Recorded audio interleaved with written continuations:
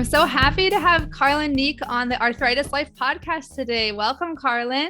Thank you. I'm super excited to be here. Yay. Can you tell the audience just a little about yourself, your work, and how you discovered acceptance and commitment therapy? You bet. So I'm an occupational therapist in Canada. I live in Western Canada in Calgary, and I've had a mental health private practice for a long time.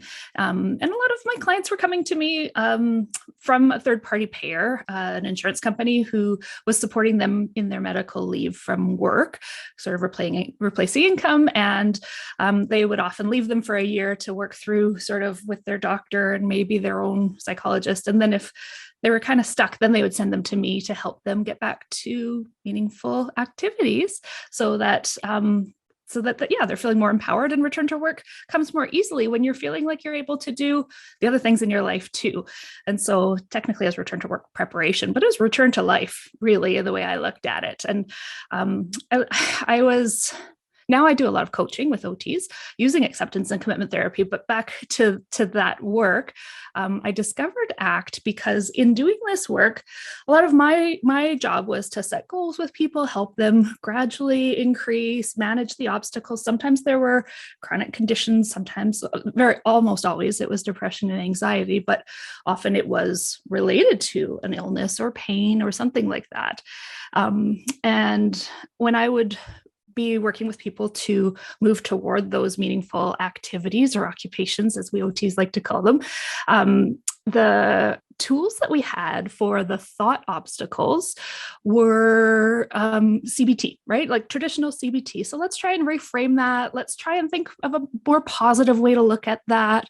And CBT, sorry, just real quick, CBT stands for cognitive behavioral therapy. Yeah. And ACT technically is in that kind of umbrella of cognitive behavioral therapies, except I like it better for this exact reason. So when somebody's saying, you know what, I'm afraid to do that thing because what if I have a pain flare up? What if I have an anxiety attack? What if, I move an inch and then the insurance company says, well, great, you're ready to return to work. And those are really valid thoughts. And for me to say, oh, well, let's reframe that. Sometimes that was useful. And other times, or let's kind of come up with a more positive version.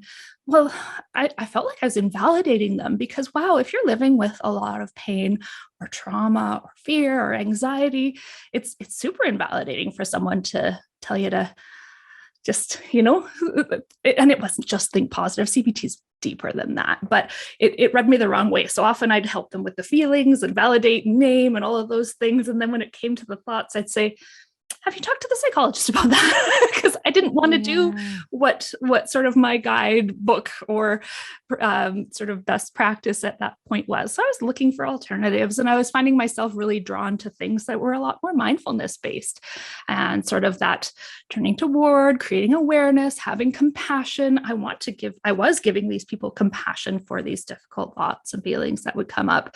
And that when I found, that's how I kind of happened upon ACT. I was looking for resources to support a more compassionate way of supporting these people in continuing to move toward doing the things that are meaningful to them without being like, well, let's buck up and just do it. So ACT came up in my world that way, and I fell in love. Yeah. I mean, and I think anyone who's listened to any further or previous episodes knows I pretty much bring it up like every single episode. And again, the thing that I find so helpful about it personally is that you were talking about, learning how to reframe with CBT and see your situation in a different light. And that can be really helpful. But at a certain point, if what you're stuck on is uncertainty, which is what we're going to talk about today, uncertainty in the pandemic, and then it's like, okay, a therapist can sit there and tell me, like, if I say, what if it never gets better? Like, what if my condition never gets better? And the therapist's like, well, let's reframe that. What if it does? It's like philosophically, like first of all, yes, it's definitely invalidating, but it's also philosophically, like, I know in my gut, like the reality is that it might not ever get better. It might get better. It might not. Like there's this giant range. So like how CBT to me did not really teach me how to cope with that uncertainty. And again, maybe I just wasn't learning it the right way or whatever, but yeah, that's where the mindfulness and the ACT and like actually, instead of just arguing with the present moment, like actually learning how to connect to it. It's so unintuitive when you live in pain, especially because you're like, I don't like the present moment. I'm trying to get to a better one. Which is human nature. It's survival, right? We experience a threat, whether it be pain or fear or something like that. And our nervous system is like, yeah, you don't want that. Like, let's get the heck out of here. Why on earth would we sit with it and turn toward it? It's not our nature to do so. But quite often that's where we're trying to manage, because if we avoid everything, like if you avoid everything that is painful for you, your life becomes very small, right? And that's that. You want to be doing things. You don't want to be like taking giant risks and creating flare-ups every day, but it's that ability to kind of go, okay, yeah, I do want to kind of run, but I'm learning that I can actually sit with it and it's less threatening than my nervous system is telling me, because my nervous system says, get out of here. And we can actually be with this. Where's that safer zone, and how can we make room for that? Yeah. It was so different when I first, learned it. I was like, why? Because I was so focused on making things better, and I think that a lot of people who get diagnosed with like a chronic condition like rheumatoid arthritis or ankylosing spondylitis, it's a problem. And your brain is, like you've solve it. Yeah, let's fix this. Let's get rid of this. And yet we can do a both and, right? Of course, we go to the doctor and I've talked numerous times about how important, getting your disease under control, like with medication and lifestyle, whatever works for you. But at the same time, like understanding at a certain point that there are going to be like aspects of my rheumatoid arthritis are solvable and aspects are perpetual, yes. To borrow from the John Gottman, like marriage research. Yeah. So uncertainty is a perpetual problem. And, we're going to talk about uncertainty during the pandemic, because that's something that like everyone is having to cope with, whether they have arthritis or not. But I wanted to first talk a little bit about uncertainty as a difficulty just at baseline with living with a chronic condition, particularly one that's characterized by flare-ups and remissions. I think that's the part, like I coped really well with rheumatoid arthritis initially, or I shouldn't say really well, like judgmentally, but like I felt initially like, okay, I got this diagnosis. And then I had this very simplistic idea because my first medication worked really well. I was like, okay, well, I just take my medication and it's just going to work forever. And I'm going to feel good, fine forever. And like, this is an obstacle. And like, I'm on the hero's journey and like, I overcame it. Like, this is the mountain. I climbed it. I'm on the other side, Yeah. And then the first time my arthritis really flared up 7 years after my initial diagnosis, I was extremely confused because I was like, well, wait, I'm taking my medicine. Like I'm doing the thing. I had this. I thought exactly. And that's, people say, oh, was it really hard when you got diagnosed? Anyway, this is my whole long story, but no, it wasn't hard at all when I got diagnosed, because I had been so traumatized by being accused of faking, told I was, not sick, just anxious. Then my parents were told that they thought I was hiding an eating disorder because I was losing weight. It was just awful. So the diagnosis was like this giant moment of validation. Like, yeah, my suffering is real. It has a diagnosis. But then when I got my first flare up 7 years later, that was when I really had a difficulty accepting that this is not so simple anymore. So the point is that I realized it's not the symptoms that were difficult for me to cope with. It's the not knowing, like, well, okay, if this medication didn't work, it worked, then it didn't. It's like, okay, so then if the next one works, will it also not work at some point? Like you get caught in this spiral of and almost this black and white, like I thought I had all the control. And now I have no control. I see that I have no control. Yes. And when there's actually like the truth is somewhere in the middle, and it probably fluctuates, but you're not at either end. Exactly. And I know that like some people or a lot of people connect with these funny little memes that are like in the, chronic pain community and rheumatoid arthritis community. It's like, are my pain medicines not working, or are they working and the pain would be unbearable if I didn't take them? And like that, it sounds like a funny question, like when you look at it on a meme, but it's actually, that is a fundamental question. I was telling even my rheumatologist the other day, it's been 19 years. And so it's like, I don't even know what my baseline is supposed to be. Like, I don't know what 40-year-old Cheryl is supposed to was, let's say, in an alternative timeline of my life where I didn't choose your own adventure, Cheryl. I don't know what it's supposed to, I don't know what life is supposed to, like, am I supposed to feel no pain ever? Like, I don't even know what normal is. Right. And so anyway, there's a lot of thoughts in there, but I know that what are some things that that you found helpful with people who are kind of getting stuck in the uncertainty loop? Because uncertainty for me makes me want to just, I'll just find the answer, right? A lot of people, it's like you search, the uncertainty is the problem. So you search for certainty. So it's the vegan diet that's going to make my RA go away. It's the keto diet. It's exercise. It's a certain kind of exercise. It's Zumba. No, it's not. It's high intensity aerobic exercise. Or high intensity interval training. Oh no, it's taking this med. Oh no, it's like you search for the certainty and it's like a trap what do you recommend for that? And you know what the trap in that is? Control. I love control though. I know. I've learned. So that has been that's been the most helpful thing, is to learn how to like stop clinging to control so much and accepting that control is an illusion. But man, it's hard. It is hard, because why on earth, if you could solve this problem, you would, right? Like, and so let's find the solution, because I'd like to solve this problem. And I think about a DBT, dialectical behavioral therapy concept here, where there's this wise mind, or this logical mind, and this emotional mind. And if they're like two circles on a Venn diagram, sometimes we go into this logical problem solving. Let's fix this. What are the answers? What does the research tell me? Let's see more experts. What do I need to learn? And turn away from, like, because the emotions are a lot. They're really overwhelming. So emotional meltdown, jump over to logic and problem solving. And it's an effort to control, because guess what? When you're in problem solving mode, you're not connected to those emotions as much. And so you're thinking, but you've turned away on these emotions that are actually really important. And so in DBT, they talk about kind of coming to that wise mind, which is where the overlap is, where you can be present with the emotions, you can be present with the thoughts. We're trying to kind of come back to that middle rather than one extreme or the other. And dialectical behavioral therapy, like if we're getting technical, I look at like ACT as DBT and CBT, cognitive behavioral therapy, had a baby, and it was ACT, because DBT has a lot of mindfulness in it. And so I like how that kind of comes into ACT, because a lot of mindfulness is about going, okay, like I can't control all the things. I'm going to be present in this moment with what's here in this moment. What am I experiencing? I'm feeling some fear. I'm actually not feeling that much pain in this moment. I was kind of had a lot of pain this morning, and maybe that's kind of sent me into this, I got to find the answers. This isn't workable. Or maybe I'm feeling less anxious in this moment. Actually, can I actually be okay and expand into what's here? Or am I really overwhelmed and I'm going to sit and be kind to myself in it, rather than go, this is terrible, I need to find all the answers. And that's not to say don't go looking for answers. Of course, you learn, you need to learn. That's empowering, but not having that response, that emotional or physical or thought response, determine all of our actions. So being able to kind of make intentional choices about what we do, there's a stimulus, maybe it's one of those things, right? Fear, threat, pain.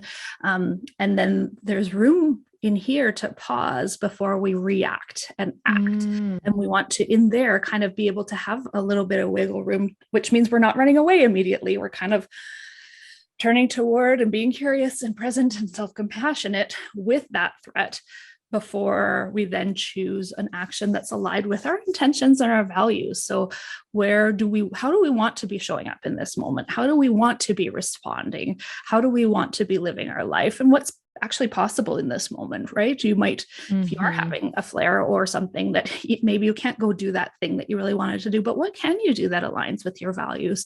And then in that pause, we have a little bit more control of our actions, and intentional, not control of trying to get rid of the threat. Oh my gosh, that's such an important distinction. And I think the thing that I always say, the ACT was unintuitive for me at first. And I think it's like, if we drill down to like a really, really specific example, like let's say like I'm coming back home from my like second rheumatologist appointment. Let's say they've started me on a medication and I'm not sure if it's working well or not. It's been a couple of months and I'm feeling a little bit better, but again, I'm not having that like maybe perfect response to medicine that I was hoping I was going to have. And I'm like sitting at the computer and I'm like, have 20 tabs open, trying to like think, okay, again, like, should I do ice? Should I do heat for my pain? Like, should I do the one special diet versus the other? And I'm joining all these groups and everyone says different things. And like the impulse for me in that moment is to like open more tabs, like to keep like, okay, just the next one, like the next one is going to have me, give me the answers. Like I'm looking for the answer. You're very intelligent, right? So intelligence is your superpower. You have the resources, you have the awareness, you have your background as an OT. That's like, okay, how do we fix this? Like, let's research, right? Let's go to my strength. And so like, when I'm trying to think about someone listening right now who's like in that, what's the word? Like the devil's advocate, or like the kind of not understanding the point of this. Like, so if someone's like, okay, so you don't want me to open another tab. So what can you walk me through? Like, what would it look like for me to say, okay, is it kind of like step away from the computer and just sit for a moment and sit and connect to yourself, right? Yeah, it's so in ACT language, when you jumped into problem solving, you were hooked, right? So you're going to turn away from the experience of, I'm feeling like there was this shift with my doctor. I've lost control. I don't know what to expect with the new medication. I need to and so there's discomfort, right? I'm afraid, I'm nervous, I'm uncertain, and that's uncomfortable. And there's that jump. Okay, I'm going to go all in on research mode. So, not to say like, if it's workable for you, whatever, like if that's kind of part of your process and it's not going to leave you in this kind of, oh my goodness. And I'm researching and I'm thinking and I'm not making supper and I'm not hugging my kids and I'm not, whatever.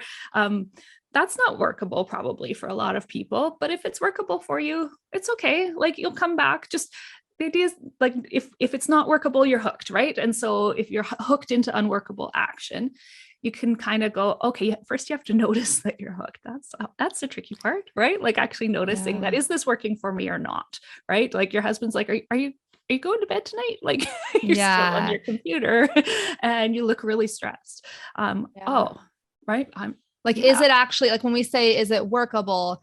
Another word, I think, let me know if this is correct in your terms, but like, it would just be, is it helpful? Like, is all this working right now? Is it helping me to open another tab? Like, and that's why I think it's hard to say like, it's wrong to open a bunch of internet tabs. No, that's not what I'm saying at all. Or not what you're saying. It's the actions aren't right or wrong. Are they helpful in your life? Are they helping you lead you towards connecting living a full life, a full life? And I think the thing that really struck me when I was reading The Happiness Trap by Dr. Russ Harris, and I'm sure my therapist had said this to me before, but it really hit home. Maybe it's one of those things that to hear it like 7 times, but a full life includes the full range of human emotions. Like we can't run from them. And I think I've been through exposure therapy for claustrophobia, which I know I've talked about in the podcast just a tiny bit before. But when you talked about sitting down and instead just taking a moment to connect with what is happening in the present moment, how am I physically feeling? How am I emotionally feeling? And you mentioned discomfort. Like it's so intuitive for me to run away from discomfort. I'm like, I don't even want to feel it for 1 millisecond, but this practice has become so helpful to me to say, it's like an exposure to your own emotion. You know what I mean? Like exposure therapy is like, the traditional thing people imagine when they hear exposure therapy is you're afraid of spiders. And so you learn how to like look at a picture of a spider and be in a room with a spider and then touch a spider, but in this case, it's like, you literally have to get exposed to your own discomfort, your own emotional, mental discomfort. And there's a parallel there because it's the same. It's a similar strategy to getting, sitting with your physical discomfort, or pain, right? So in my work, I tend to use very parallel strategies for pain and for anxiety, because these are both things that tell our nervous system we are in danger. And so they're harder to unhook from because I'm trying to escape physical pain. I'm trying to escape emotional pain. And both of those things feel very, very threatening. And so learning to retrain and go, okay, like I assume, I don't know exactly about your day-to-day experience, Cheryl, but I imagine you experience pain every day. And if you spend all day trying to get rid of it, not to say reducing pain is a bad thing, but if all of your actions in a day were oriented to eliminating pain, you wouldn't be doing all the things that you need to be doing. You wouldn't be working, you wouldn't be parenting, you wouldn't be, taking care of the house and the dog and all of those things, doing this podcast. And so it's the same for emotional pain, discomfort, Right. anxiety. If it's controlling, if the symptom, whatever that symptom is, and discomfort sounds like I'm like reducing it, but if we can kind of lump all sizes of discomfort and pain into and physical into the same thing, if they are controlling all of our actions, we are not living a full and meaningful life. And so being able to find ways to sit with what is and be curious about it, it helps us feel a sense of control, actually. Like if we can then choose our action, we'd like to control our actions and what we're doing with our life rather than control the symptom. That's so, yeah. And that's one thing you always have, well, not always, but you have some control in any moment on what you do versus you don't always have control over how much pain you're in. And what you're talking about with holding on to things tightly, I remember this book, Even Cowgirls Get the Blues by Tom Robbins, one of my favorite fiction books. He's just a great writer. And he's, in the book, there's this kind of repeating theme of like that which you hold holds you, so the tighter you hold on to this idea that I have to have perfect symptom control and I have to fix this problem, I'm a warrior and I'm battling against my condition. Right. And yes. A lot of people find the warrior, like WAR warrior, like metaphor really helpful and empowering. So again, if it's helpful to you, do it. But what I'm saying is that like, this is a chronic lifelong illness. Like there are people who are able to find like something that works for a while, but no one at the end of the day is guaranteed to have conquered all suffering in human life. Like whether it's rheumatoid arthritis, multiple sclerosis, or just life, like life is going to, and that's the thing that I think is like, it's like the elephant in the room that like no one ever really said until I started reading into ACT and kind of realizing that like no one is guaranteed a life without suffering, And so in fact, the only way to avoid suffering is to not do anything, not love people, not take risks, not go on a date, not go swimming, or, like there's what life is that? So I love what you're saying about, about that kind of that urge to get away and be the warrior and fight this thing. And similarly, like there's no one right way to do it. And if it's workable for you, if it's working and effective for you, great. But it's good to have other tools in the toolbox for the times when that doesn't work for you. And I've heard this similarly with cancer too, that some people are like, we're going to fight this and da, da, da, da. And essentially you're making your body an enemy. You're making your human experience an enemy. And that's not very compassionate, right? That's being in fight mode all the time. And that doesn't work all the time. Because there are moments where you have to be kind to it and treat it like a small child or a loved one. And that doesn't mean you're going to love your pain. You're going to be like, you're great. I love rheumatoid arthritis. It's awesome. But if you're at odds with your day-to-day experience as the enemy, it's more hooky. Like it kind of keeps you in that fight mode. How do I get away from this? And fight, flight, freeze is not a good experience to be in our nervous system all the time, right? And so being able to turn with self-compassion, and I love Kristen Neff's work for this, and ACT is full of self-compassion. So it's all aligned, but Kristen Neff talks a lot about, actually she's done a lot of research. I pulled up an article. She's got a cool book called Fierce Self-Compassion that I read recently.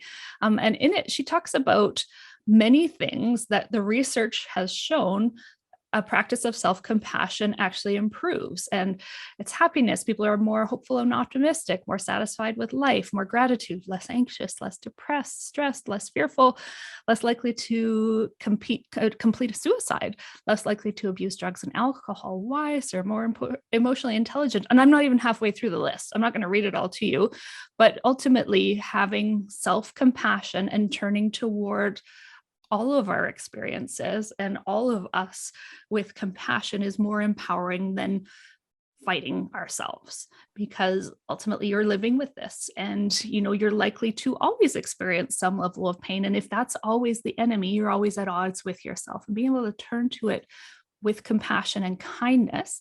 Do you know the book? I know you said warrior, WA. Yeah. And so I was thinking about that reference to the book, Hey Warrior. It's an anxiety book for kids. And there's this fuzzy friend who's really protective, and he's like twice the size of the kid. And when the kid gets scared, it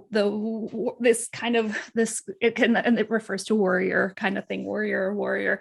But this fuzzy guy jumps in and he's going to protect him from all the things. No, let's just stay here. Let's just stay cozy in our tent. Let's not go do those things.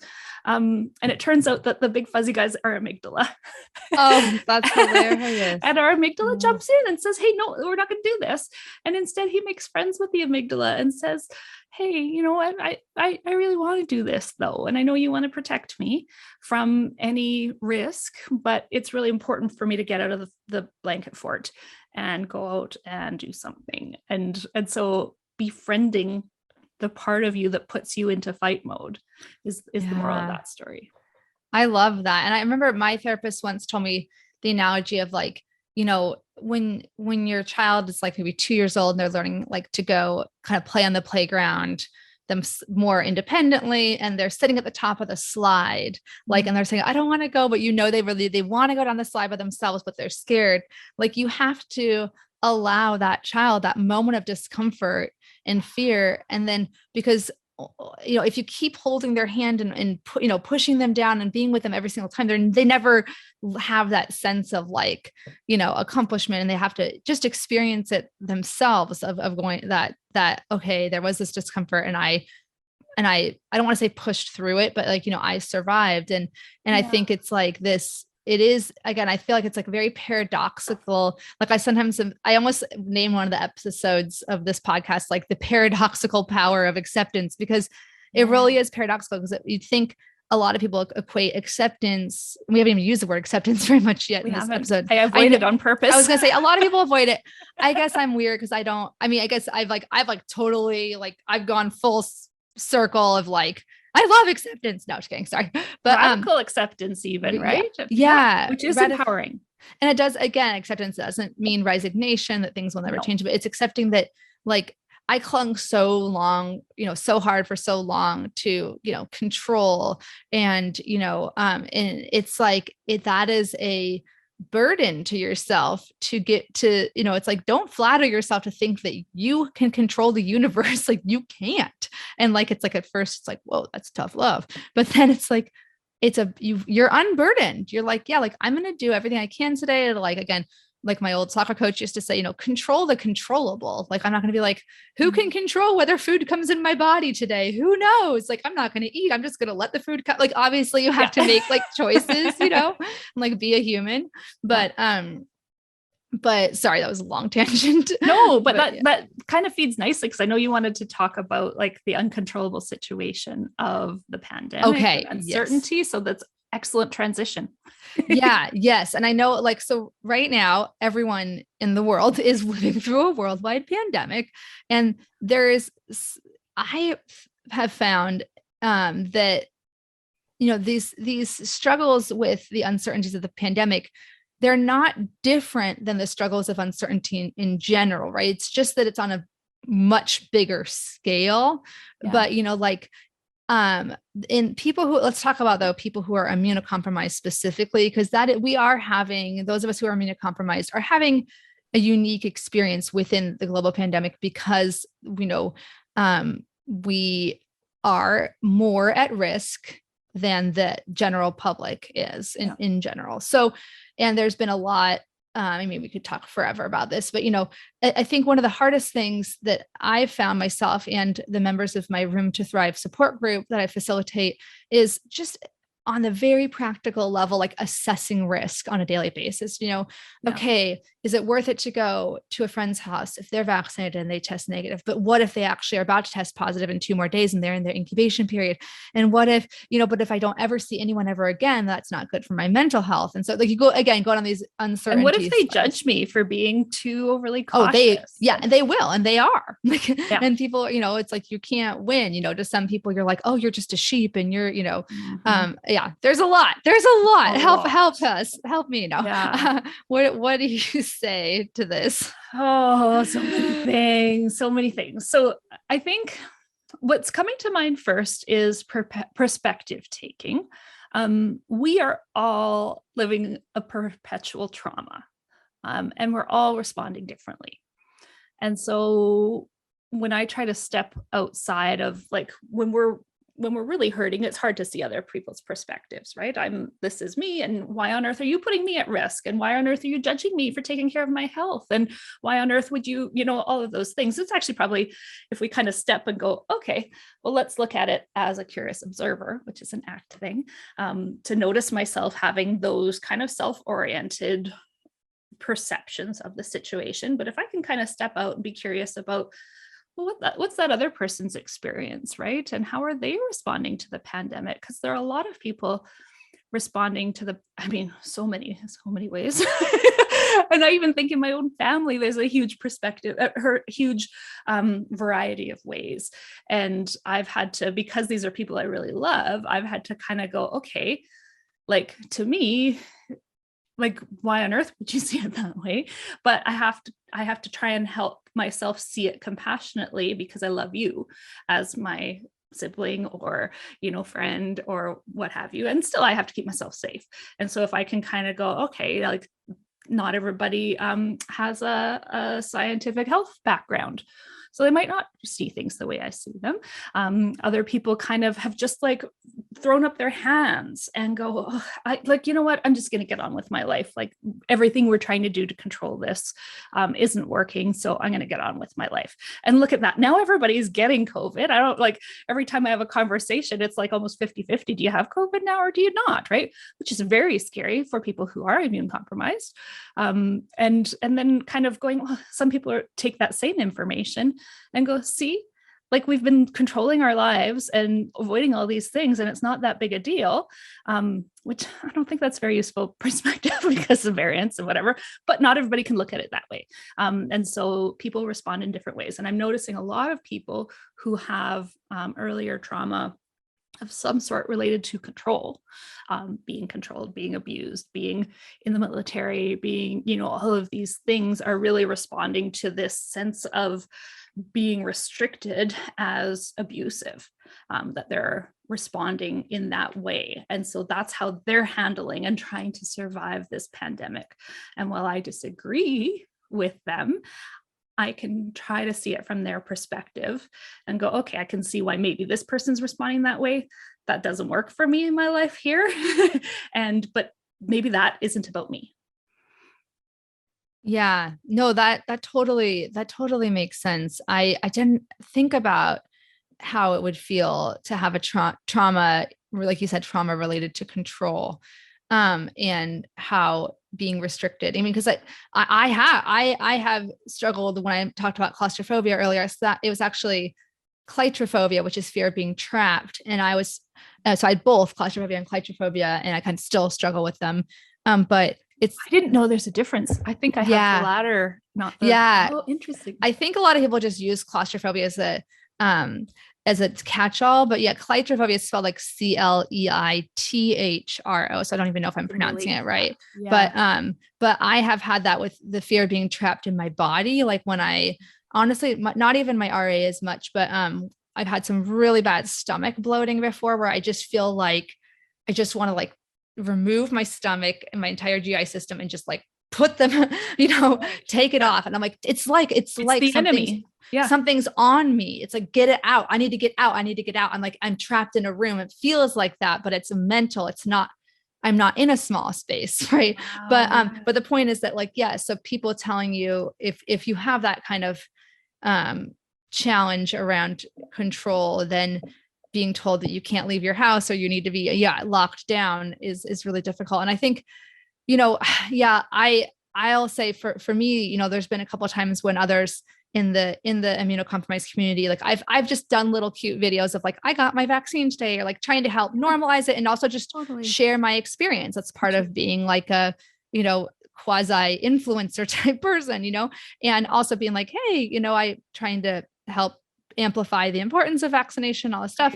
But like at a certain point, I have to say, like, I have a limited, so when I get all these comments, you know, the anti-vax and other things, like, again, I always do try to operate from the assumption of like, seek first to understand, you know, like so everyone has a logic to their point of view, unless they are like very, very mentally, you know, unwell. But, but then I also need to say, like, I have X amount of like energy in a day, or X amount of spoons, and I want to spend them like, what do I value, connecting to what I value, and what it also is the best return on investment. Like, I could spend the next hour engaging in debates about vaccines that are not going to be productive for anyone, or it's not workable for you. It's not workable. And it's not, it's actually just perpetual. It's making me more anxious. And not to say that I have to avoid anxiety at all costs, but it's having a negative effect. Why create it?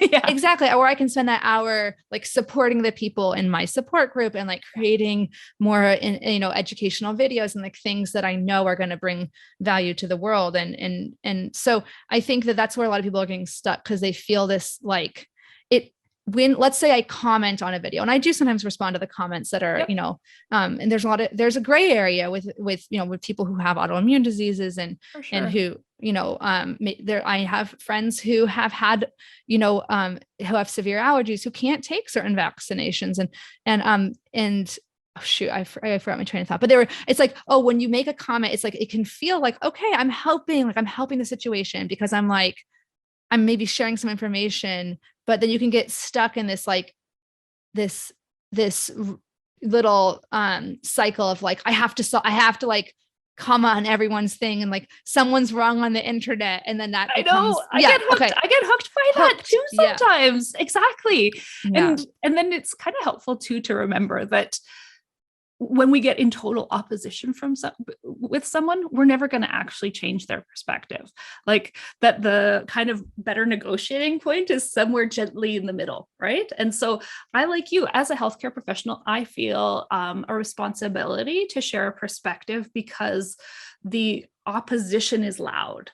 And so if people are only hearing that, and I mean, social media is notorious for only putting in front of us what aligns with what we want to see, right? But sometimes the things get through. And anyways, I feel a responsibility to share a perspective, but I've chosen not to get loud about it. There was a time where I think I was loud about it, but I need to be kind of more empathetic and make room and kind of acknowledge that, like not everybody can even get the vaccine because of their immunocompromised status, for instance, or that's not the same for everybody who's immunocompromised. There's ways that you need to, and I've been watching your stuff. It's very educational.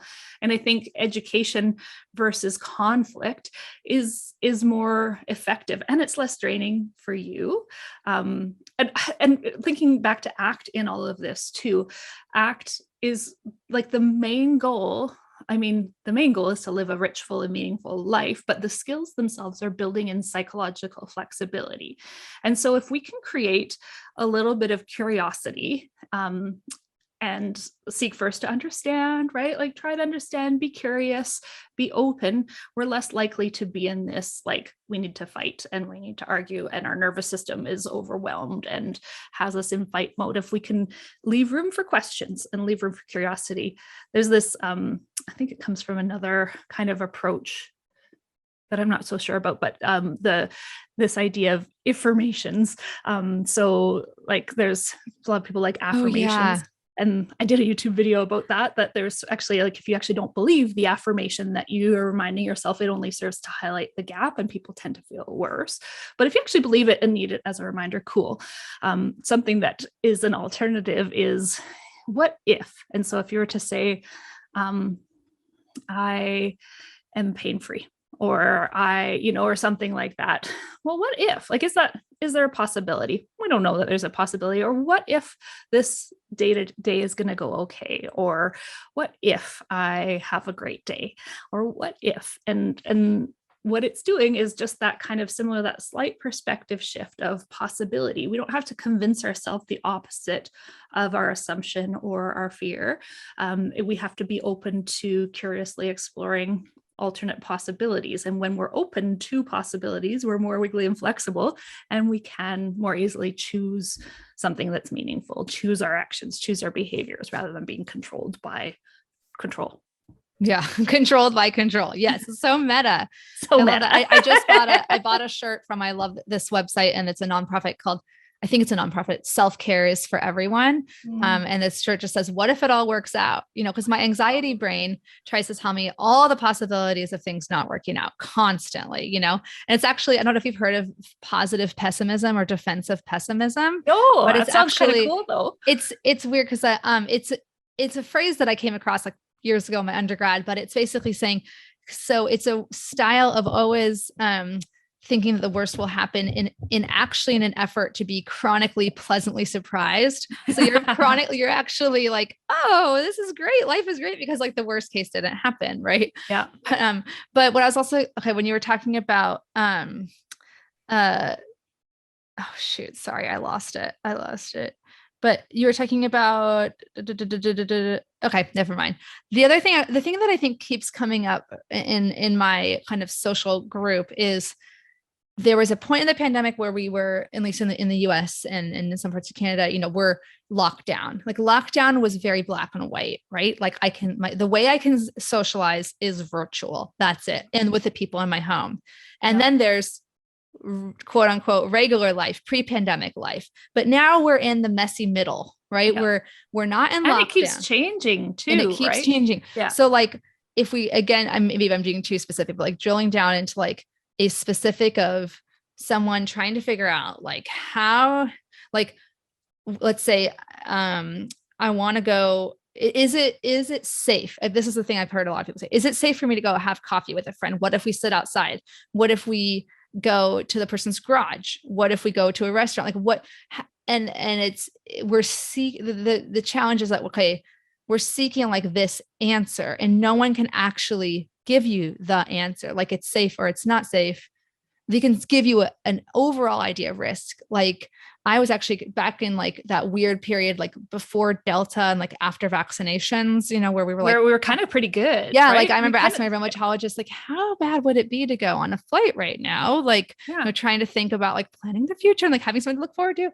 And then she was like, actually, you know, you'd be worse off going, this is just what my rheumatologist said. I'm not giving anyone medical advice, but at that point she said, you know, if you went into a restaurant and ate a meal unmasked, that would be worse than going on an airplane and keeping your mask on the whole time. She's kind of saying like, it's about kind of eating and breathing unmasked. And that was, so there's ways you can kind of have a hierarchy in general. Like, yeah, if I'm sitting in like a ventilated space with a friend having coffee on their deck, that is going to be less risky than unmasked in their home with maybe their home of 8 people or whatever. But like do you know what I'm saying? Like I totally do. Like, what are some tools for people to like ride those waves of uncertainty instead of seeking certainty? Because I just want the answer. Just tell me what I can do and I'll do it, you know? Yes.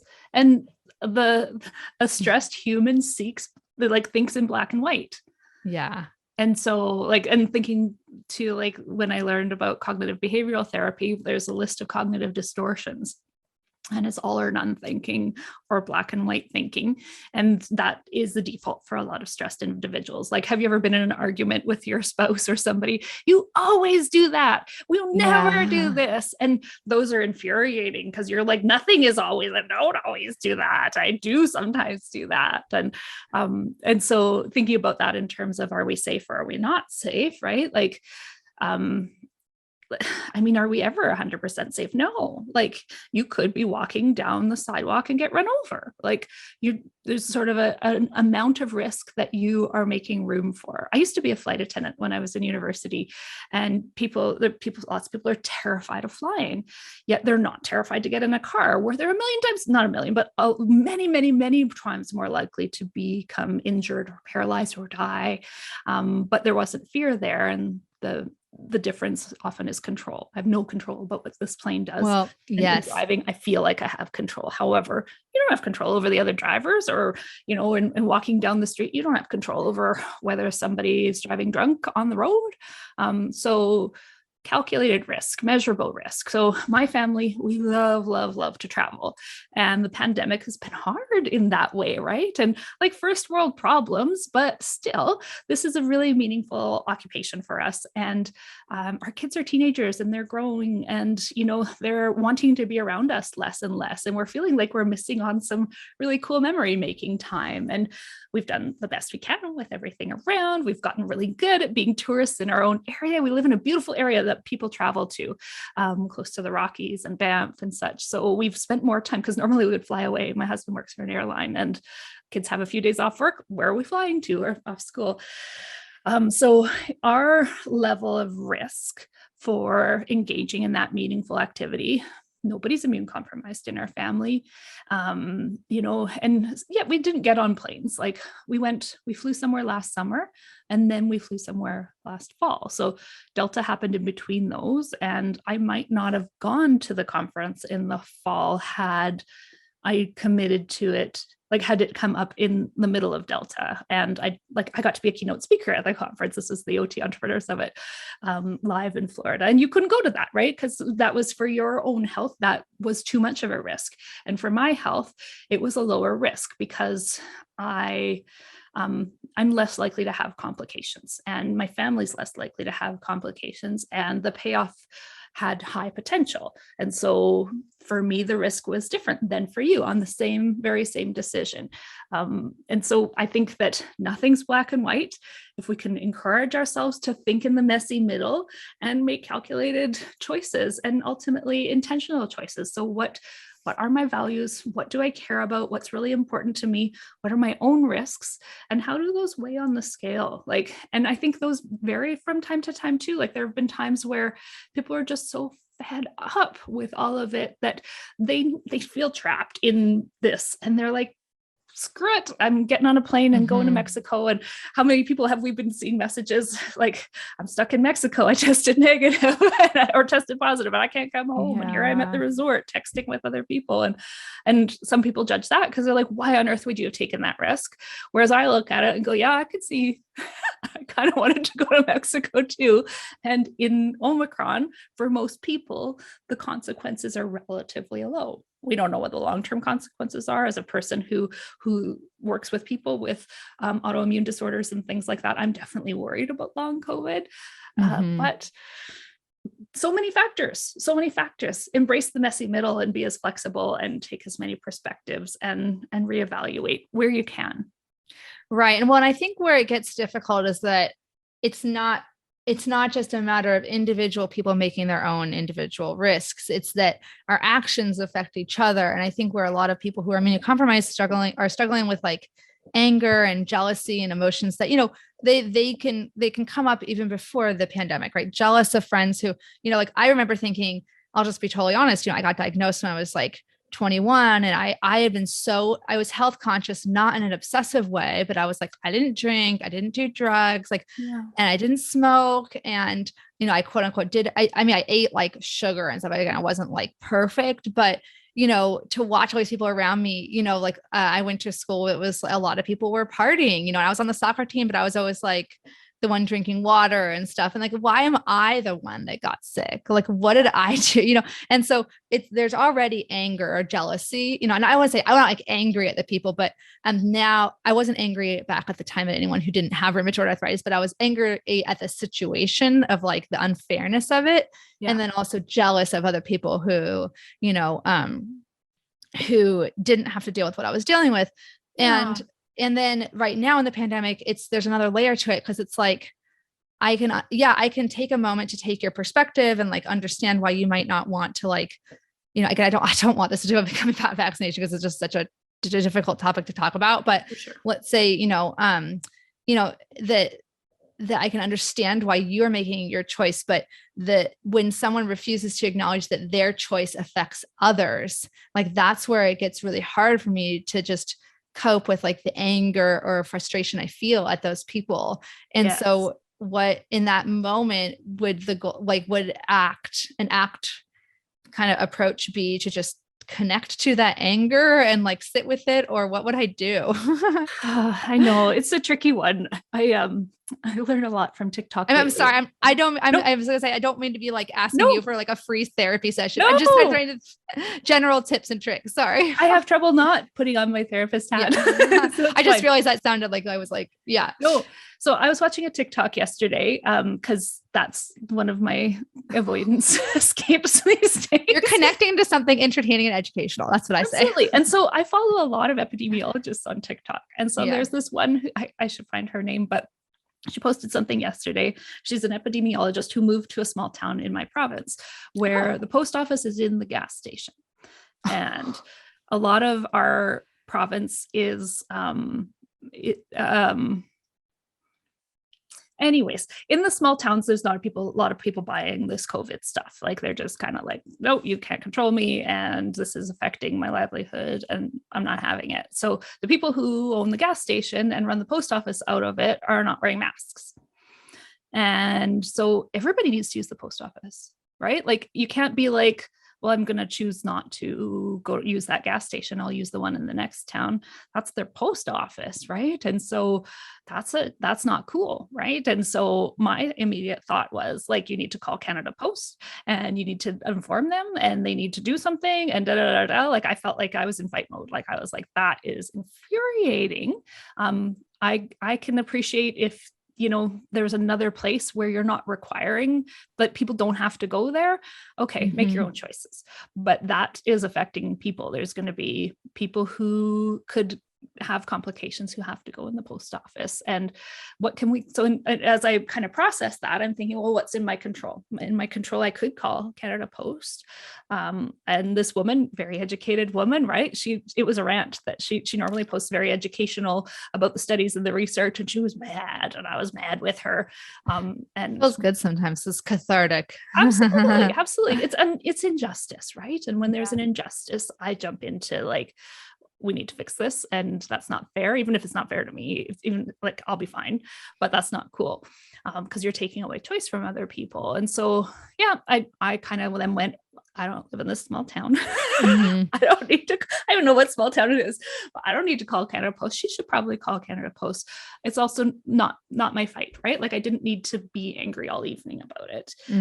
I needed to unhook a little bit. And if I was a person who needed to use the post office and that post office was putting me at risk, then I might look at what I can control and what I can't control. So first, can you say, hey, just so you know, I have this medical condition, not that you have to tell them, but COVID is actually quite dangerous for me. And so I would really appreciate it if you followed the guidelines, because I have to come in here. And so that might not land well. And then what's your next control? But sort of having you're trying to kill me response like that we kind of feel inside is frustrating, right? And so like sort of that threat, the injustice, jealousy, those are big hooky emotions that it's harder to unhook from than, I'm pretty nervous, right? Or I'm upset or I'm sad or I'm a little ticked, but like big hooky emotions where people seem to be really behaving unfairly or you're feeling jealousy. Those are stronger ones. And so the ACT tools for unhooking from difficult emotional experiences and difficult thoughts, a lot of them surround sort of just trying to create just a little wiggle room between them. So in ACT, Russ Harris, he talks about like if your kind of thoughts, feelings are in your face here, and you're not able to engage in the things that are important to you. And if you're working really hard to push them away, I'm going to find the answer, I'm going to fight it, I'm going to you're also not able to engage in the things that are important to you. And so being able to find a way to essentially like take the experience off your face, maybe put in your lap, and you're more likely to then engage in what's meaningful to you. And so the way that we're trying to not get into opposition or not be entirely overwhelmed by it is, there are lots of strategies, but one is kind of, if it's a feeling, naming the emotion.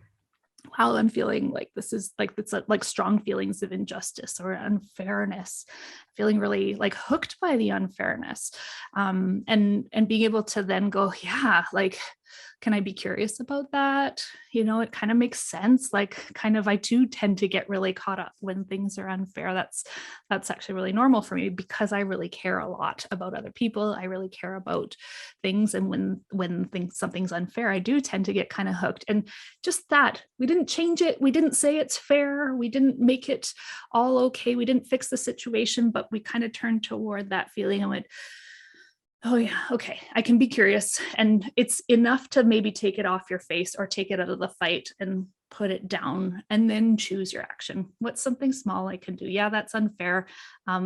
Maybe I'm going to send an email to my grandmother instead of a letter today. That's meaningful to me. Or can I phone somebody? Can I do a small thing that's aligned? Can I give my kid a hug or bake some cookies or something?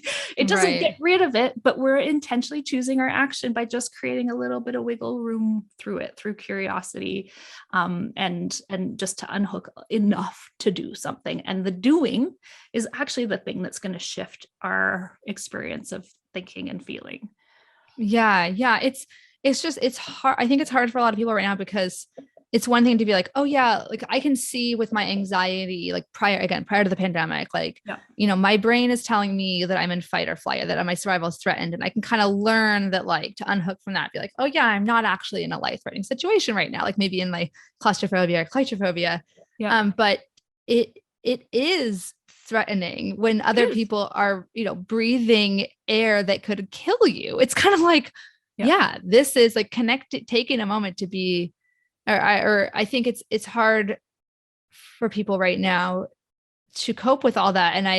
And I just want to acknowledge and validate to people that, like, it's not to say that, oh yeah, like I need to get out of fight or flight. Cause or maybe tell me if I'm wrong, but it's like, you're surviving, you could die. Like that is what's at stake here. This is life or death for many people who are immunocompromised. And so that looks like I'm storming out of the post office. I'm mad. Yeah. But do I need to spend my whole evening and the rest of my week in that state?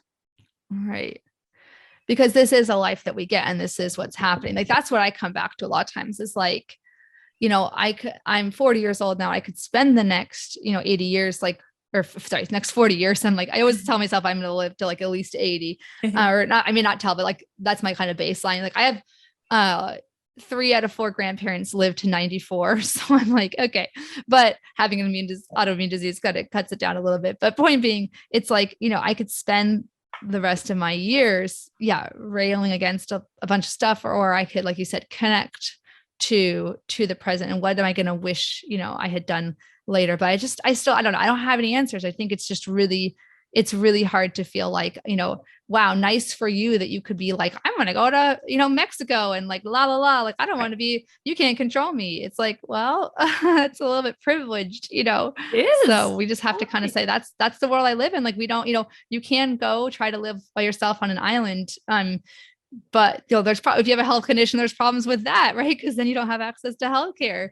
So we kind of have to accept that we live in like a society with other people and we can't control their actions. And other people who are not at their best. Like nobody's at their best, right? So I think that this common experience of living through a persistent trauma, like our nervous systems are designed to like go through acute trauma, recover, go through acute trauma, and we're not designed for this. Like that we're kind of at this baseline of like, in this moment, you or I are not at a lot of risk, but we are actually like, we have to think through, do we have enough masks? They're out of tests. I've got a sniffle. Should I, should the, like we're perpetually thinking about all of these risks and who we're putting, maybe not everybody is, but, we're at this level of stress that we're not meant to be at. And so many people are not coping well, and it's coming out in different ways. And we almost think of it like it cancels out because, well, we're all living in this. And so that doesn't even count. You're being a jerk or whatever. And, but people are not behaving at their best. People are not they're not coping at their best. And so that looks different for different things, different for different people. And so having that sense of compassion radical acceptance. You don't have to like it. That person's behavior is not okay. And that situation is not okay. And don't you see that this is so much worse for me than for you, you privileged jerk? Right? Like, but nobody's coping well. Very few people are coping well. And I hope that, like, there's a lot of positives. I think people have had to learn to live with more flexibility. Like, people kind of last week, people were asking me, like, what are your weekend plans? And I honestly thought we would have COVID by the end of last week, because everybody was getting it. And my kids were both in a hockey tournament that was this citywide tournament where I think a lot of people were pushing the limits of when they should or shouldn't play, because the stakes were high. We need to win the championship. Right. Yeah. And so I kind of thought that, the only people left were going to be the ones who didn't have all their players off with COVID, because it's just, the numbers are so high here right now. And so then I was like, oh, weird. Like, I wasn't even like making weekend plans, because I've given up on making plans. Like, are you going to go, what are you going to do this summer? I don't know, like spring break, no idea. Like, I've learned to stop trying to control things, but then that also leads to me transitioning. I used to pack my weekends, and now I'm like, when I have one commitment, I'm like, oh, this is a tiring weekend, Yeah, I feel like a retiree in that way. Yeah. Oh my gosh. Well, I hope this is helpful to the audience. I think it's helpful. Again, I'm uncertain. I'm living in the uncertainty. If it's helpful, good. If it's not, that's okay too. And is there anything else you would want the audience to know about ACT, or about anything we've talked about before we have to wrap it up? You know what? A practice that helps us in moments of stress or uncertainty, something that we can be practicing in advance of that so that we can be a little bit more resilient in those moments, is practicing mindfulness. And so a lot of ACT is based in mindfulness. And a lot of people think about mindfulness as a stress management strategy, but it's actually a way of reprogramming our brain to be more flexible and adaptable. And so if we can engage, if people could engage in a mindfulness practice every day, or certain touch points in your day where you are intentionally being mindful, that will help you be able to respond a little bit more, with a little bit more of that wiggle room between the stimulus and your action or your response, kind of that it builds that space. And so mindfulness practice doesn't mean necessarily meditation. Some people, it can be, but you can meditate mindfully, but you can do the dishes mindfully. And so doing the dishes mindfully is, maybe you're not listening to a podcast at the same time, other than this one. Or maybe you're not, trying to catch up on that thing. Maybe you're actually just experiencing doing the dishes and noticing the sensations and noticing the tinkling of the glasses and noticing that it's actually feeling really satisfying to sort things. Noticing that you're kind of liking how it's like, I got all this size glasses together, that size glasses together, or how it's nice to like see the counter shining at the end, or how we're noticing that we're feeling frustrated that nobody put their dishes in the dishwasher, or or whatever, right? Yes. Or another way to, and so if when I did my training with Russ Harris for ACT, he had suggested like that you pick a mindfulness activity to practice that's actually something that irritates you a little bit. Ooh. And it's kind of, I was like, oh yeah, the dishes for sure irritate me. So I turned it into a touch point in my day where I got really present and just in the experience, not kind of going to the, why on earth did nobody do this? And no, it's not my turn. And I do all the things. In this moment, I have a cup, and the cup is going in the dishwasher, and and just being present in that, having a touch point. It could be while you're brushing your teeth. It could be something that's routine in your day. I often teach mindfulness out on a walk because it's really easy to engage in our five senses. So intentionally noticing what we see, noticing what we hear, noticing what we smell, noticing what things feel like, or the sensation of the wind on your face, or the cold, or the warmth of the sun when you come around the corner. Even just noticing the taste in your mouth. Are you noticing your gum or your coffee from earlier? Or that's so funny. Yeah. Sorry. I just interviewed a dentist for the podcast. So that's perfect. Yeah. I noticed that I'm noticing I didn't brush as well this morning as I could. Yeah. Exactly. And so if people can practice mindfulness in everyday moments, then things like that that flexibility is a little bit more available in times of difficulty or stress. Yeah, I really like the definition of mindfulness is simply non-judgmental awareness of the present moment. And so, like you mentioned, there's so many little micro moments throughout the day. Like I actually will say, I don't have a formal mindfulness or meditation practice, but I do try to have points throughout the day where I just say, okay, and my mind's always going 1,000 miles an hour, unless I'm like really, really tired. And then it's like, it's all or nothing, So, I'll just say like, okay, can I just take one sip of my coffee and just really feel what it feels like to take one sip of coffee instead of trying to multitask 7 different things while I'm, gulping down the coffee. And so I think, that is definitely something that can definitely help you, like in general, get out of that, fight or flight and get into that rest and digest neurological state. Totally. I know I sent you one of these a long time ago when it first came out. And so this is a Activate Vitality personal development planner. And in there, there's on the front page, I guess people aren't necessarily watching this on video, but I have like sort of starting a mindfulness practice and a gratitude practice as sort of a first stage, a first layer of building into your routine. And then encouraging people to kind of move forward and reflect and notice the things that they really value and notice that what things really make them tick and which things really tick them off, and having that reflection so that they can be building into their days more intentionality in alignment with those values.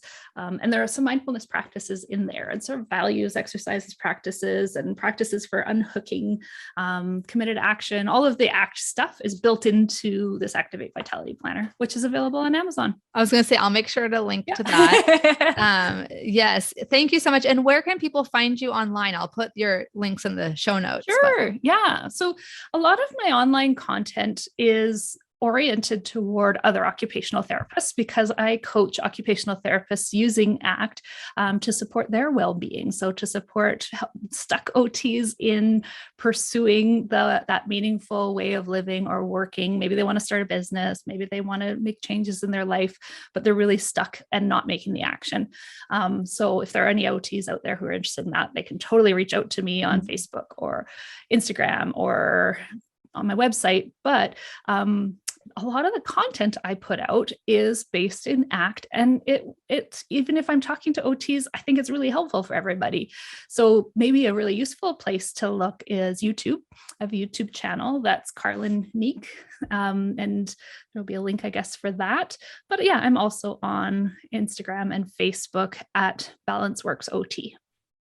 Yeah. And it's interesting. I actually sometimes find with ACT or any kind of coping tool or, psychological concept, sometimes it's actually easier to apply it to yourself when it's not about something so close to you. Yeah, like, I tend to be anxious, and not depressed. So sometimes if I learn it in terms of so my anxiety makes so much sense to me that I'm always being defensive about it. Right. I'm like, well, that's not going to work for me because blah, blah, blah, blah, blah, Yeah. Whereas if it's I'm learning it for like people with depression, it's like, since my mind isn't kind of wired that way towards that, I'm like, oh, okay. Yeah, that makes sense. And then I can kind of, I think that powerful in, like, I know you run a group and I run a group. Yeah. And I find that like one of the most powerful parts about a group is that a person is like learning it empathetically for someone else. And then they go, oh, now I see it.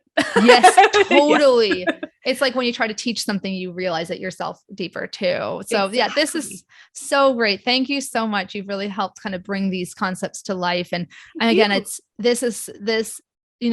I haven't even really had a whole episode focused on like anything to do with the pandemic, just because it's so hard to kind of know how to approach it. And so I really appreciate you being the first guest I've had on to talk really in depth about kind of ways people can cope or kind of see situations differently. So I really appreciate it. Thank you. Thank you for having me. I really enjoyed it. And I enjoy anytime you and I get together and collaborate or learn together. And so I appreciate being here. Thank you. I know I was just talking to I know a lot of people who are in the chronic illness community have like made friendships virtually, and it's the same, with you, me and you, or Ushma, or other friends I've made in the last 2 years in the occupational therapy world. It's like, so weird that I haven't actually met you in real life. I know. So thank you. Thank you.